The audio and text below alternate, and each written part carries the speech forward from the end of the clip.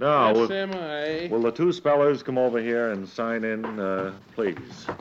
You are Ms. Ruth Grepley, is that right? Grapley. From Chelsea, Massachusetts. And who's the gentleman here with you, your finalist contestant here? Well, I don't know. He's from out in the west someplace. I think he's from out Oregon or Washington. I don't know. I better ask Let me him. look at the card here. Well, I'm from out there, yes. Is that Harvey L. Updike? Yes. I see on the card. Mr. Updike, Ms. Grepley, you know, of course, what this means. You have been brought here at our expense, having won the spelling championships of the West Coast and the East Coast, respectively. And what word did you win the West Coast championship on, Mr. Updike? Oh, not funny. I can't think. Because you think Machinery. Machinery. Machinery. Thing as important Well, as that. goofed it, all the others. You would remember. And, Ms. Grepley, what was the word that you won the East Coast championship on? Do you know? Healthful. Healthful? Healthful. Well, how do you spell that? Healthful. Healthful. Hmm. Well, you look askance. What's the matter? Well, I'm afraid that I shouldn't be here. I didn't Well, why is spell that? it that way. How'd you spell it, miss? Helth. Oh, that's wrong. They must have overlooked it. Ful. I don't know whether... Well, I don't. I'm sorry, but I. Okay, then, you want to get up on the platforms. You, Mrs. Grepley, over there on that one, and you, Mr. Updike, on that one. Well, as I say, I don't know whether I'm doing the right thing or not, Mr. Bob. Well, we can declare a default if, in the opinion of the judge... Because I don't want to lose my amateur status, or I don't want to be... All right, well, let's spin the big barrel and see just which word will go to which contestant. You spin the barrel, please, Al Schaefer.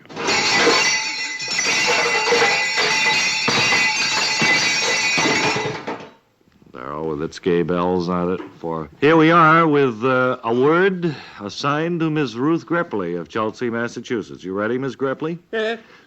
Your word is healthful. Miss Grepley, you heard the word, did you? I know, I'm thinking. Well, let me remind you, this was the word that won your East Coast Championship. You should remember it, and certainly it's a coincidence despite the fact that... would you rather wait? I think it's... Could I wait? Yes. I'd love to wait. All right, well, let's go to Mr. Updike then, shall we? Okay. And spin the barrel again, Al Schaefer. Certainly the most mixed up kind. Here is the word for Mr. Updike. Your word is machinery, sir. Oh, machinery. That's the one. That is the one you That's won. the one I won with. Machinery. Machinery. Machinery. You want to let it go at that? Leave it that way? No, that isn't right, huh? Well, I didn't say that. I just wanted to be sure that was your definitive answer. I don't have much confidence in myself when you say... You want to try spelling it just once more, Mr. Updike? Well, when you say you want to leave it that way, I get scared. Machinery. M-A-S-H, mash, E-E, machine, N-A-R-Y, I'm machinery. terribly sorry. That is wrong. And you go down on this round, Mr. Updike. It should have been spelled M-A-C-H-I-N-E-R-Y. And we'll be back with our next round in just a little while, so be sure and stay tuned. Back now at the Bob and Ray Grand National Spelling Bee and the finals, and we're ready with Miss Grepley. And do you want the same word or another word? No, another one, please. All right.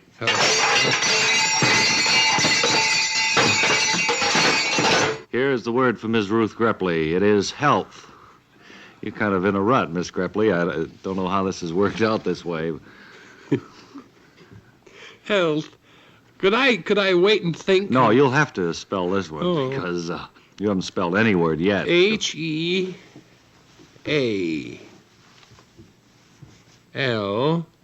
T T H H H H-E-A-L-T-H, and Miss Grepley is the winner. Oh, wait and a minute.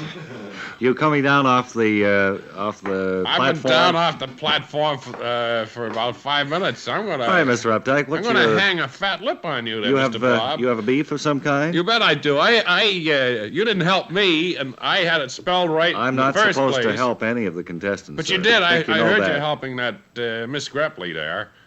or whatever her Well, name is. just with a couple of letters, but I Well, know a she couple knew of I was trying letters, to that's the speed whole up. thing. I was only trying to speed up the program because we were lagging there for a bit, and we have time limitations, as you know. Miss Grepley, you're the winner. You Thank received you. this beautiful silver loving cup, and of course your 1 week all expense vacation in New York. Oh, Hope that's you have a wonderful wonderful. time. And then what does the gentleman get? Nothing. Very glad that you both were able to come. Thanks for being a good sport, Mr. Updike, and better luck next year, sir. Well, I'm not going to enter your contest next year. No, sirree, Bob. Where's Mr. Lawrence Welk of Hollywood, California? Is he here in our... Right here. Would you come over here, sir?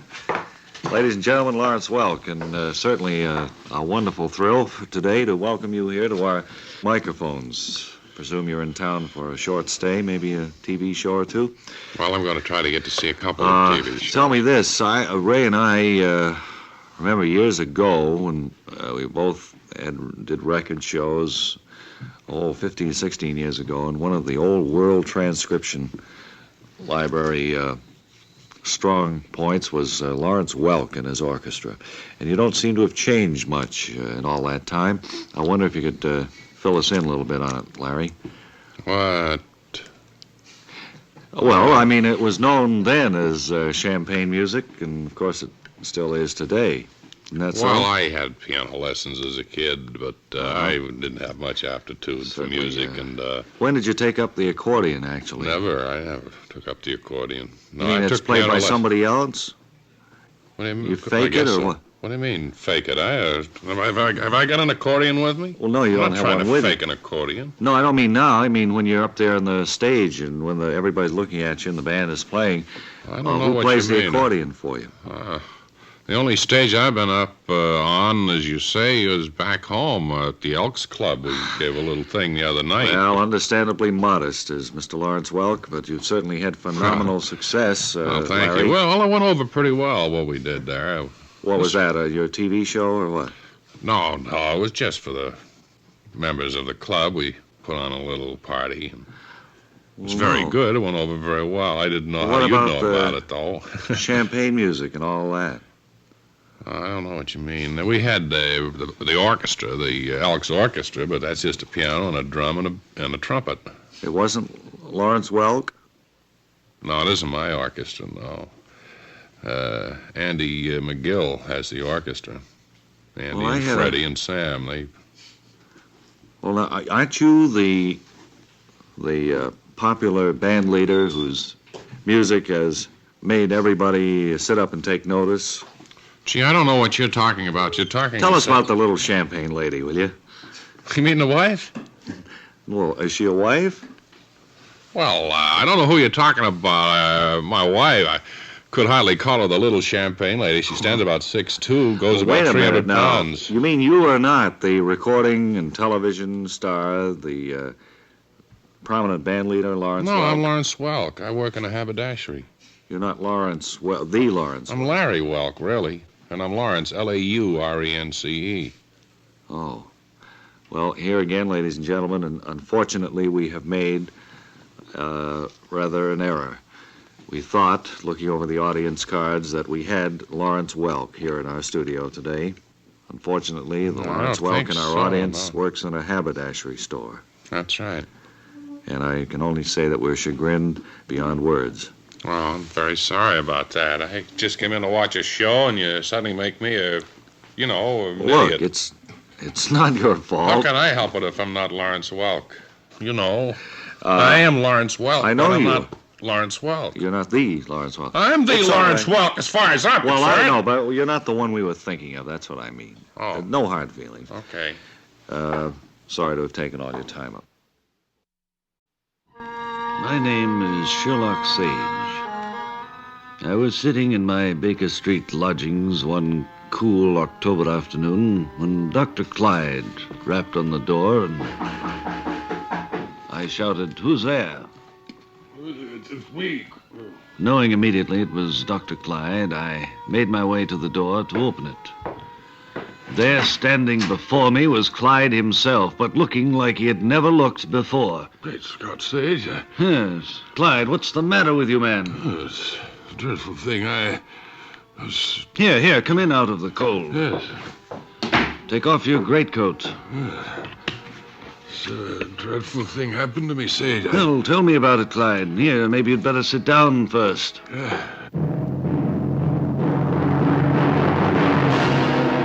I had never seen Dr. Clyde look as upset as he did this very moment. And as he sat there by the flickering embers of the fire, I could tell that something was preying on his mind. Oh, Sage, I saw something I hope I never live to see again. Well, what was it, Clyde?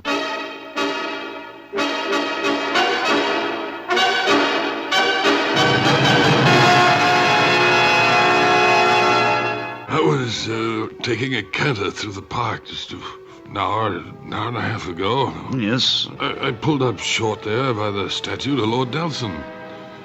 Lord love it, duck, Sage, what happened then would frighten any human being.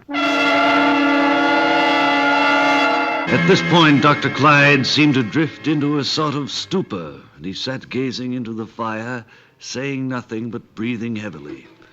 And about a half hour later, he came to enough to say, would you have just a spot of port, Sage? Yes, I'll get it for you, Clyde. What I saw today. Hello, what's this? What, Sage? There's not a drop of port left in this decanter, Clyde. It was full this morning. There's some funny things going on here. Sage, look there by your collection of ancient firearms. Look. What is it, Clyde? Hanging over the collection. Look.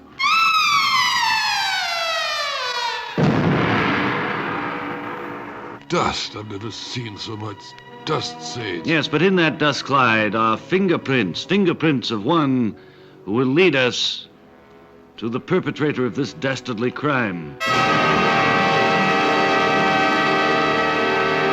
Sage!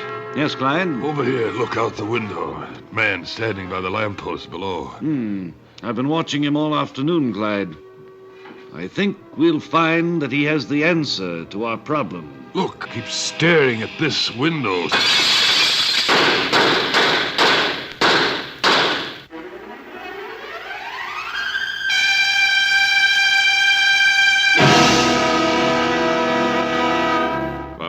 Finishes well, today's Clyde, I don't that's know. all. I'm sorry, actor. Oh, there were several more pages there. I was going crazy with the orchestra playing all the little stings in that. Oh, it sure did. Boy, that really made the show sting.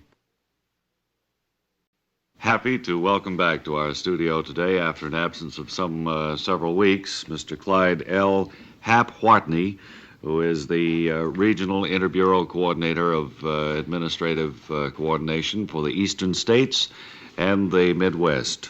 Hap, it's real nice to see you here today. I notice that you're about to have your shoes shined, so if you'll just pull the microphone over so that you can just go ahead with what you're doing, we'll say... Well, first of all, Mr. Elliott, I want to thank you, your partner, and your employers here at this great network for making available to me in my office this free radio time. Well, it certainly is always a pleasure to see you and to give you time to bring us up to date on what's been going on at the office.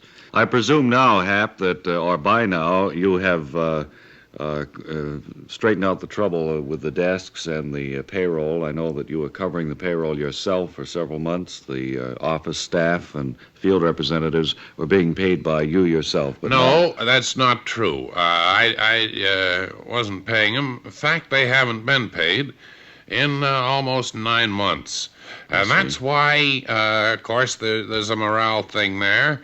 I get fish-eye looks every time I go into the office in the morning. Of course. All these people that I've gone ahead and hired are beginning to look for a little compensation for their efforts. Looking askance, huh? What's that? They're looking askance when you come in. Yes, and I've been to Washington trying to determine who I should see. I see I'm not fully up to date on exactly what division we're in down there. Well, have they been forwarding directives to you so that you at least have an aim, a place to... No, the only thing I have, of course, is a book of Army regulations. Mm-hmm. See, my office handles the New England states, Delaware, and Indiana.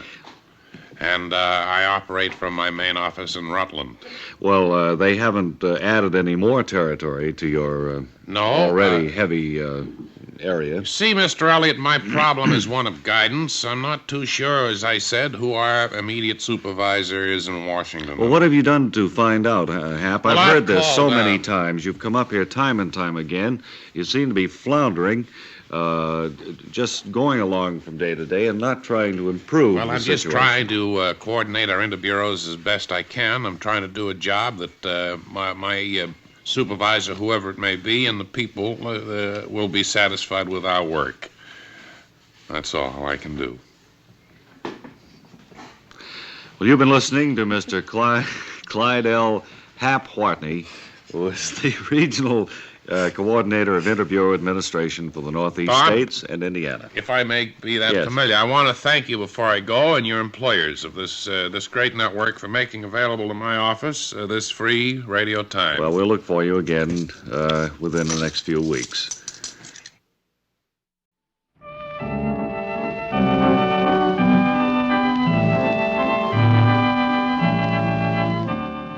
And now, Fink Bicycle Clips. Fink, P-H-I-N-Q-U-E.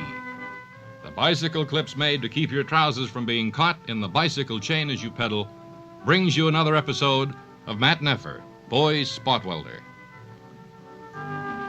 Today we join Matt Neffer and his friend Todd after a busy day at the foundry in Matt's expensively appointed apartment. We hear... Over here, Matt, in the foyer. Oh, just a minute. You called me Matt. I'm sorry, Todd. I'm all confused. I don't know whether I'm coming or coming, and I'm so thoroughly mixed up. You've had so much on your mind lately, Matt, that... Coming or Going. going, Todd. You've just been able to get to work on time and haven't been able to think about anything. Over here, back of the duck press.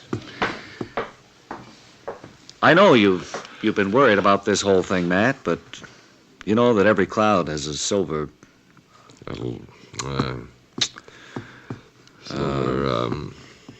Every... Silver, Behind every cloud, Cloud, there's a silver... spoon. No. Over here by the bookcase. Yes. Lining. Lining. Lining, Todd. Right. Every cloud has a silver lining, Matt, and if you look on the bright side of things, I'm sure you'll discover that into each life a little... Out here in the kitchen, looks like rain, Todd. little rain must fall, yes. Clouding up there, I noticed, in the south.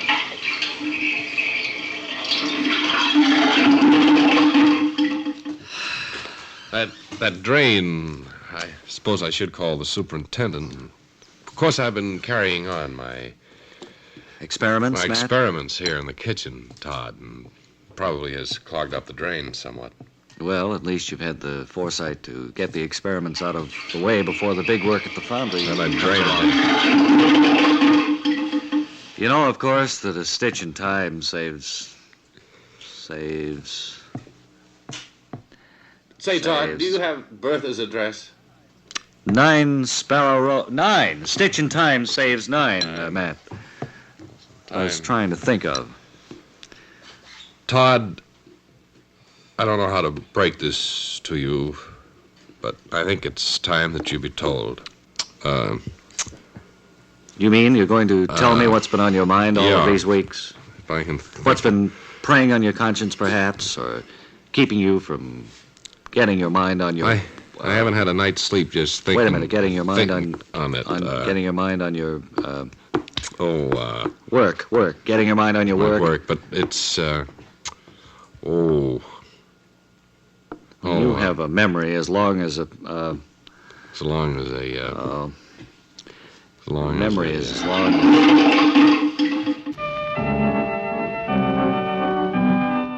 Well, Matt certainly is in a state of upset, but over what? And will he be able to tell his friend Todd what it is? Be sure and join us next time when we'll hear Matt say, I'm sick. in the next episode of Matt Neffer, Boy Spot Welding King of the World. We're just about to go into an interesting story here when the phone rang, and inasmuch as it's a call from Steve Bosco, we decided to put it on right now. Steve, you still there on the line? Hello, Ray? No, this this is Bob. is Steve. Wait, Ray, will you wait. get off there just a second? Steve, Bob. look, you're starting out wrong again. This Hey, is Bob? Yeah, Bob. Bob, Steve Bosco. Hi, Steve. How's everything going? We're waiting for your Well, report. the T's are all heading north, as you know, and it's just a matter of days now before the race for the flag starts. Right-o. Search for the gunfalon. That's right, Steve. 7 teams in each league that'll be going all summer now, trying to win the old flag. we bring know home that. The bacon. We know that. Checking through, the St. Louis Brownies look great this year, like the Philadelphia A's. The Braves look great. Uh-huh. And I understand Braves Field here in Boston is all set, ready for the big Well, wait a opening minute game. now. You've been down Now, with then, the here's teams. Hello, Bob. Steve, wait hey, a Ray, minute. get off there. No, this is Bob. Wait a This minute. is Steve. Right. Hello, Hi, Steve. Ray. How are you? Bob, this no. is Steve. Wait a minute. Hey, look. Now, look, Hey, you've been look. down. Hello? Having trouble, you know it? Oh, now, wait a minute. You haven't even reported on the... I got carried away again, and I've been signing checks. Ted Klazewski. Oh, look, and Steve. I spelled it wrong, and they picked me up right Steve, away. look, you've done this before. Last year was Hello, Ford Ray, Frick. fella. Steve, Here. boy. No, this is hey, Bob. how are you? How's Steve, things in the big town? you've been down the there for Yankees are 6 gonna weeks. Play there. They'll play all their home games Hello. at the Yankee Stadium. Steve? Make a note of it. Hello. Hello. Steve. What team Hi, do you Ray. pick? Hey, wait. here's the thing. If you'd send me some money, about $500, send it to the most expensive hotel in Charlotte, North But Carolina. you get us into this every time you call. Thanks a lot, fellas. You haven't called you for won't 2 weeks. regret it. This is Steve Bosco, rounding third, being thrown out at home.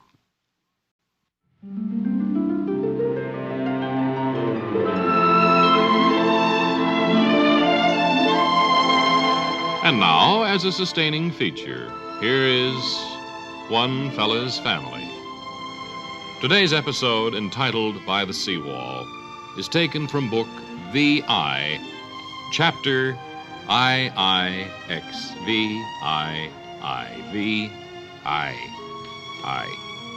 It's a little after 10 in the morning as we look in on the family now, and we see Mother and Father preparing to go down by the seawall with a boxed lunch, and we hear Father say, Hey, Fanny, a beautiful day for a picnic. Beautiful day. Yeah, the birds are singing, the rose bushes are trimmed. This is a lovely time of the year, but then there's something sad about it, too. Yeah. Oh, you know, you're sitting on the deviled eggs. Oh, Oh, my word. yeah. Well, we've got enough picnic Well. without that anyway. Why don't you look before you sit down anyway, honestly? I was noticing this morning the path down to the seawall seems to be growing up with weeds and vines. Yeah. But it's a beautiful, clear day nevertheless. Hey, look, way off. Yeah, what's That a boat? Yeah, looks like a boat, Fanny. What's that mean? That signal? Someone just jumped overboard.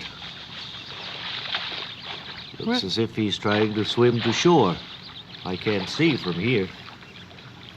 Hello? Call a bit louder, Fanny. Well, I don't have a strong voice. Why don't you call? Hello out there. Yes? Yeah, we just saw you jump off your boat. Well, it was sinking. Yeah, the boat was sinking, Fanny. Well, I thought that signal meant something like that. We thought it meant something like Look, that. I don't want to cause you any trouble, but I just went down the second time. Could you speak up a little louder, please? I was saying, I've gone down twice now, and Yeah. I think I read somewhere where the third time, and you know, it's Yeah. so. If either one of you could swim, or could you go to a phone or something like that? Fanny wants us to go to the telephone. Well, by the time we got to the phone, it would be... Well, I'll try. Phone is out on the veranda. Yeah, Take her quite a while to get there. in that case, then, so long. Yeah. All right. Did you have the toasted ham, or did you want the plain? Just the plane for me. Too All bad right. about his boat. Yes, but it's always fun here by the seawall. Yeah.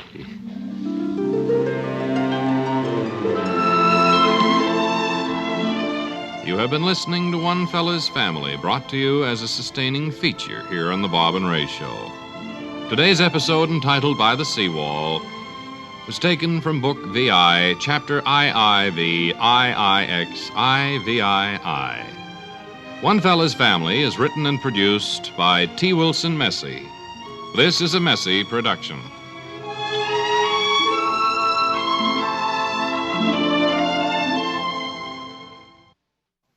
Wally Ballou is standing by now with a Bob and Ray microphone at the Summer Garden Theater, which is the scene of the opening of a much ballyhooed film called The Really Great Story, which has a star-studded cast. Wally Ballou is standing by there now, so come in, please. Wally Ballou outside the Summer Garden Theater at our broadcast vantage point, where all of the stars of this motion picture, The Really Great Story, are expected to be passing in just a few moments. And we'll get a few words from them if we can as they make their way into the crowded lobby here for the premiere of this film. While we're waiting for the first of the stars to arrive, I would like to chat with the gentleman who has seen many a premiere of this sort. He is an usher, Anthony Nostrum. I wonder, Anthony, in the time we're waiting here, if you could just chat with me a little bit and kind of fill in time, in as much as I don't have any local color particular to make. Well, Mr. Ballou... Wait just a minute, Anthony. Yes. There was a star. The first star, I think, just came in. It might have been Charlton Heston. I'm not sure. I went to ushering Back school. to you, Anthony Nostrum. Yeah. I went to ushering school in Hollywood. Uh-huh. Used my GI Bill of rights on that. And how long did it take before you graduated, Anthony? Well, they had an accelerated course for we fellas, that is, we vets at the time. Uh-huh. It was 3 weeks. 3 weeks. Well, and it covered almost everything, but it was a full day, and Just we pass had by, to, folks. cram Go it ahead, all in Anthony. with a lot of homework and everything. But we had graduation 3 weeks Well, later. excuse me just a minute, Anthony. were I just want to look around and be two. sure no other Yes, stars there were two, creeping up on me out that of I'll a class miss. of 15 Yeah, just a minute. who didn't graduate, which is pretty good, I think. No, nobody coming So, down. I don't know what the percentage would be. I've heard that,